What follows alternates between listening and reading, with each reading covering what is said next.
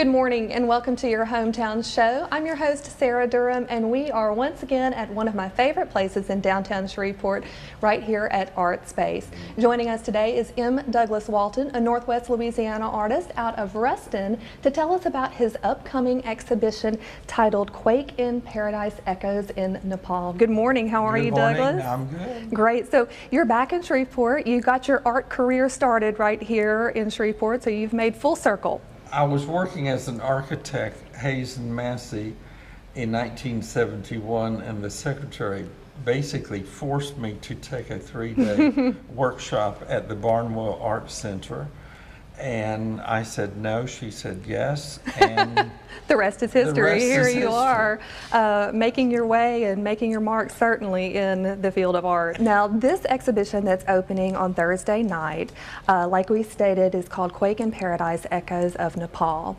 You were actually in Nepal on April the 25th, 2015, when the huge earthquake, 7.8 magnitude, hit the center of Nepal, right there in Kathmandu. You and several other artists. Tell us about your experience. We had been there for 3 weeks, and on that particular day we were going to leave Nepal and go across the Friendship Bridge into Tibet. And so everyone was excited.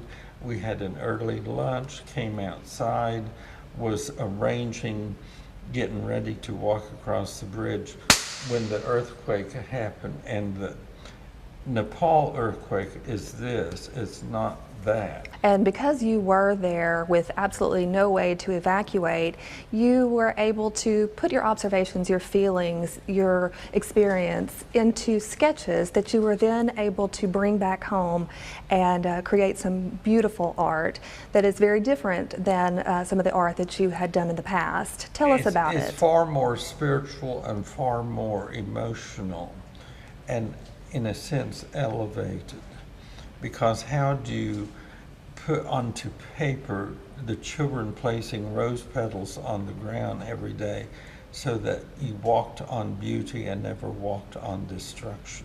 Right, and then the centerpiece of the exhibition is called Pathways. Tell us very briefly about the children and their unbreakable spirit. There was no crying, no sadness. The children were singing and delightful, and every day they would place the rose petals on the ground. They also gave us each a rose when we left. And it is that symbolic gesture of having beauty up on the land, covering the destruction. And that painting, in the actual exhibition, the rose petals will go off the canvas onto the wall and then onto the floor. Oh, wow. So Douglas, in addition to a lot of the paintings that are focusing on the actual earthquake, there are some other beautiful pieces that are going to be in the exhibition, including this one behind us, mandala. The mandala in Tibetan Buddhist tradition is a critical aspect of their faith, and so I wanted to do one that was very 21st century rather than the typical one. And so this is a combination of duct tape, vinyl, tissue paper, but there's something about that captures the pure beauty of color and light. Right. I noticed in a lot of the pieces downstairs before they've been put on display that the elephant is a recurring theme in a lot of your artwork. Can you tell us about that? In Hinduism, the elephant is the spirit carrier. And what was amazing in the earthquake, in many cases the temples collapsed, but the elephants standing guard at every temple survived. Wow. So in essence, the spirit is carried onward. The black and white represents the earthquake itself. The gold represents the inner core that lies within. Why would you encourage people to come out and see this exhibition and really feel the experiences that you endured and the Nepalese people? There's been very few exhibitions based upon a historical event.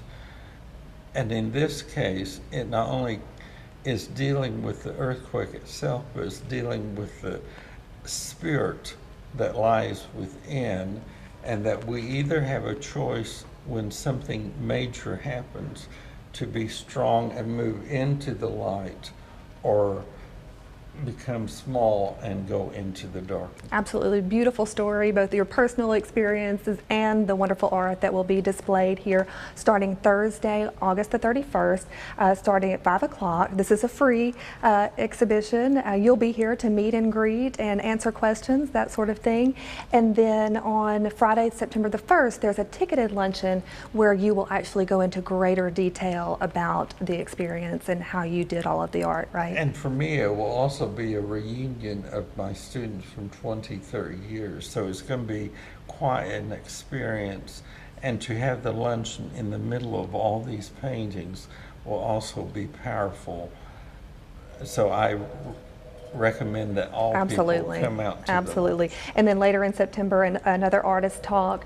We'll have that on the website at artspaceshreveport.com. I want to thank you so much for being here with us today, and we absolutely cannot wait to take a look at this very, very different and unique exhibition here at Artspace. And thank you. Thank you. That's going to do it for your hometown show. Have a great day.